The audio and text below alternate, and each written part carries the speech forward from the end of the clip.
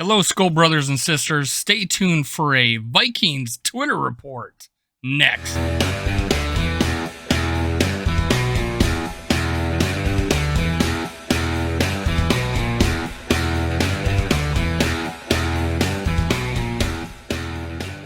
Welcome to Minnesota Sports Talk. I'm your host, Dave. You can follow me on Twitter, TikTok, and Facebook at Skull World. Make sure you hit subscribe, like, and leave a comment. That will enter you in my contest. I have the rules in the description below. Now, let's get started with some Twitter news about the Minnesota Vikings. But before I do, I want to give a little homage to the Hall of Famers, especially the Twins who finally made it. Jim Cott, Tony Oliva finally get into the Hall of Fame through the Veterans Committee. And then, of course, David Ortiz, who famously got released by the Minnesota Twins. Couldn't believe that happened. They just let him go for nothing. Became a Hall of Famer for the Boston Red Sox, and the rest is history.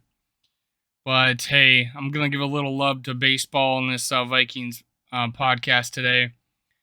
Now, a little funny thing happened. Rudolph put out a really pretty good tweet. He actually did put out a video in that white line right in the middle there that's dividing him as a Tampa Bay Buccaneer and a Minnesota Viking.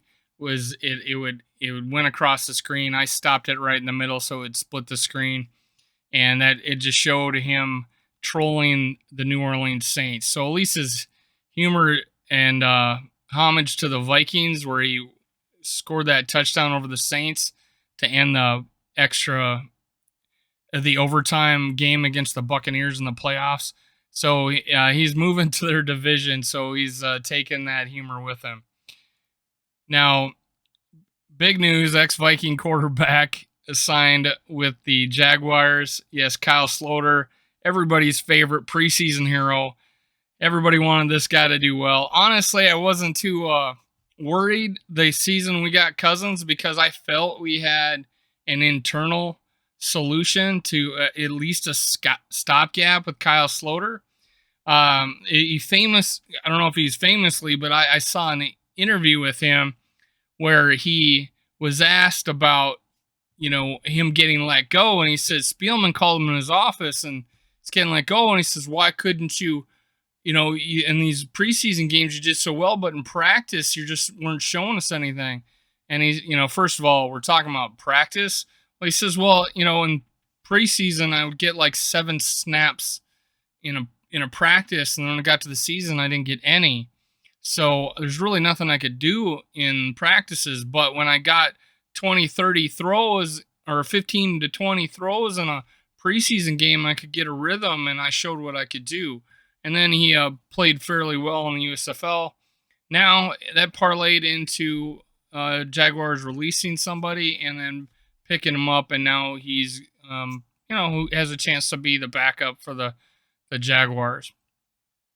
So good luck to Kyle Sloter with the Jaguars this year. Now, like usual, Cousins gets no respect. Kevin Seifert from ESPN reported NFL evaluators continue to view Vikings QB Kirk Cousins as essentially slightly above average relative to the league's QB landscape. He's number 15, and Sando NFL's compilation was one of 14 to receive votes for Jay Fowler, ESPN's project earlier this month. So, again, everybody's going to view him as an average quarterback. Now, any given year, he could be considered that, but would you take him over, certain quarterbacks last year that didn't have very good seasons, and he did? It is a year-to-year thing. I say he can play anywhere from 18 to 15. He's, on any given year, you might say he's 13. This year, I ranked him 8th of what I thought he would do this year. And I don't think I'm going to be far off, and he's going to surprise a lot of people. Now, I think on Good Morning Football, in the NFL Network, one of the commentators said that they're the dark horse to win the Vikings or to win the Super Bowl this year, or be a dark horse contender for the Super Bowl this year. So Good Morning Football, NFL Network continues to be a Viking fan favorite. They talk about Kirk Cousins all the time. They invite Vikings on their show all the time. So always check it out. NFL Network's Good Morning Football. It's good to have at least some media be fans of us. But here's again, ESPN not fans of us ever. I think even one of their commentators ranked, has us not making the playoffs. It's that we never get any love. Now, one of the things is we're later today. This is the 25th, Monday the 25th. In about a half an hour, we're going to go live with Joe Spinoza, who is a Cousins, just loves him some Kirk Cousins. He's his biggest fan. He fights for him on Twitter, always running into confrontations with Cousins haters. There's another guy, Janik Eckhart. I don't think he's in this country, but he's a Vikings fan. He actually quoted Joe Spinoza's here, the graphic, the PFF grades. But just to let you know, this graphic is from real Joe Spinoza. He wrote that the offensive line going from 2017 to 2018, and that's what people say. Hey, we had the team 2018. Why didn't everybody perform under Kirk Cousins? Well, Elfline lost 25 points on PFF grade. That was the center. Right guard lost -14. Right tackle lost -8. So his offensive line regressed. Keep in mind, our offensive line coach died in the offseason, and we split duties with two other coaches. So that had a lot to do with it. Also, Dalvin Cook coming off his ACL tear. He didn't have as great a year, and we were like I believe we were the last in rushing offense that year. In pass pro, four starters got worse. The running game was much better in 2017 because Dalvin was terrible. Terrible that year after the ACL. Don't act like it was the same team. So this guy is always putting out stats, and so is Joe Spinoza. Go follow these guys on Twitter. This is at Janik. It's hyphenated, so I can't see the rest of the name, but is Janik Eckhart. Eckardt. Now, the graphic shows Pro Football Focus grades for Everson Griffin. In 2017, he was an 86.8. He dropped down to 68 for -18.8. Linval Joseph went from 90, which was awesome, to 72.2. That's -17.8. Xavier Rhodes went from 74.7 and dropped off the map, 58.2. That is not even, that's a reserve on the PFF grades, -16.5. Ben Gideon went from 76.9 to 63.5. That's -13. Harrison Smith, 92.3 down to 79.7. He had a drop off that year of -12. Trey Waynes went, modest drop, 70.9 to 69 for almost 2 points. Eric Kendricks, they always evaluate Eric Kendricks really low, but 65.5 to 64.5, -1. Anthony Barr, 71.5 to 70.9. Not a big drop. Daniil Hunter was the only guy out of this list that went from 74.2 to 77.8 for 3.6 upgrade. So that defense went from dropped down quite a bit as far as PFF grade goes, and the offensive line had the hugest probably drop. And then a lot of blame went on Kirk Cousins. I've even heard like the Purple for the Win say that Kirk Cousins was ass in year 2018 and 2019. I don't think so at all. 2018, I had my gripes about him because it seemed like the offense stagnated a lot, but I think it had a lot to do with being predictable and the offensive coordinator and then the fight between the coach and the offensive coordinator, and he ended up getting fired. So it had a lot to do with that, but he had the most yardage that year of any of his Vikings years. Had really good touchdowns. He had his highest interceptions though that year. And I think it had a lot to do with forcing the ball, trying to make plays late in the game to try to bring us back. And later on in his Vikings career, he settled down a little more. Doesn't try to win in tight situations. He tries not to win the game on first down. He's able to get rid of the ball a little bit better, and he's been better at protecting the ball. He hasn't fumbled as much in the last year or two. So I think here's another example, a graphic that you'll find that tells the whole context of the story from our drop off from 2017 to 2018. It was definitely a team effort, and I think it had a lot to do with us losing our coach. But of course, we got to get hit by the media again. Everybody knows that we have not won a Super Bowl, and we are the winningest team in the NFL to not have won a Super Bowl.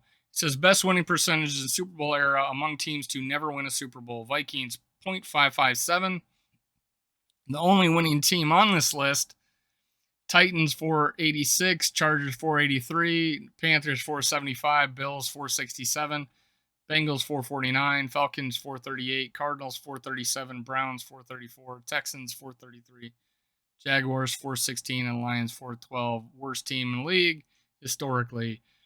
No, it just never fails. The NFL and CBS has to bring this up. I think there's more pressure on the Vikings to win a Super Bowl than any other team. Maybe outside and then maybe second place would be the Buffalo Bills. But that's going to be held over our heads for a very long time. But we are a winning franchise. We're a destination franchise now with the stadium, the coaches, the practice facilities. Minnesota is a destination franchise, and I believe the first time in our history. I think we are. After we built that stadium, we are in the new practice facilities, and now with a new coach that we didn't have to look for people's leftovers. This is the first time I believe we've been a Minnesota Vikings have been a destination franchise. Vikings on the PUP list. I talked a little bit yesterday about some of the Packers on the PUP list. Vikings wide receiver Blake Prohl and linebacker Ryan Connolly have been placed on the PUP list. I had high hopes for Blake Prohl. He still could. I don't know the extent of their injuries or whatnot, but if Blake Prohl has abilities, he's an NFL receiver. I think he could play on a team at some point. This is just too deep of wide receiver roster for him to make the team.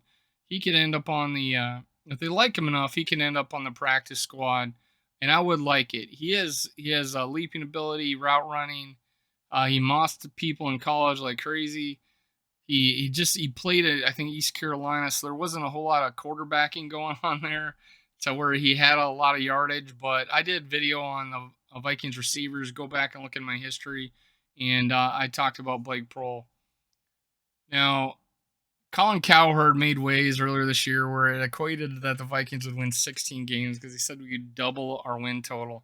Well, he's come off of that, but he's still really high on the Vikings, and he's probably the only prominent media personality that is this high on the Vikings. He's our biggest fan, and he actually tries to defend himself about being a Aaron Rodgers hater. So that we like him a little bit better because even though he thinks Aaron Rodgers is a sure ballot Hall of Famer, he thinks that he's not as clutch as people think he is.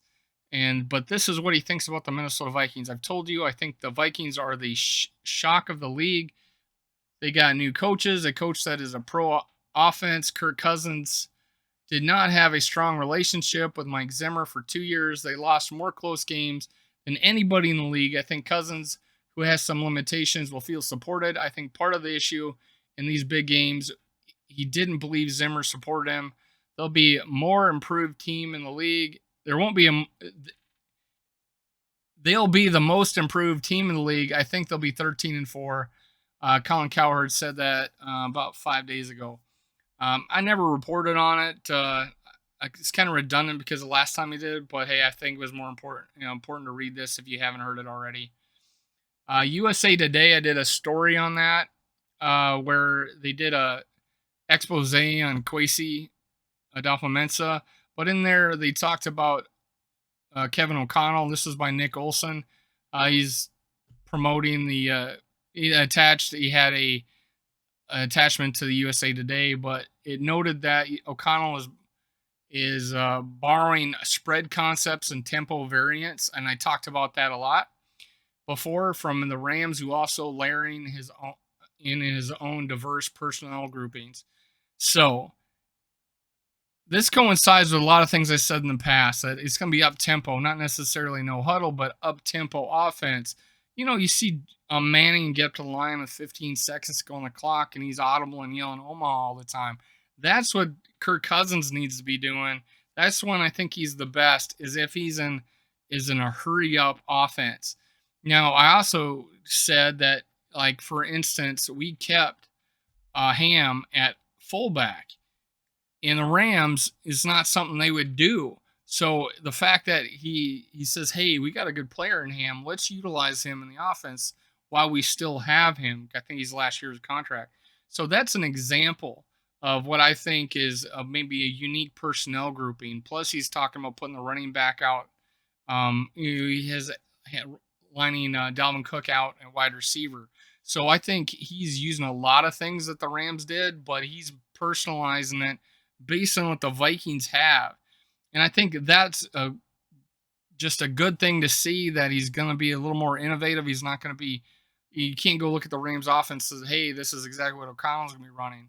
I think the fact that he's using the talent he has, he didn't just dump CJ Ham, because he's a good player. He's a good football player.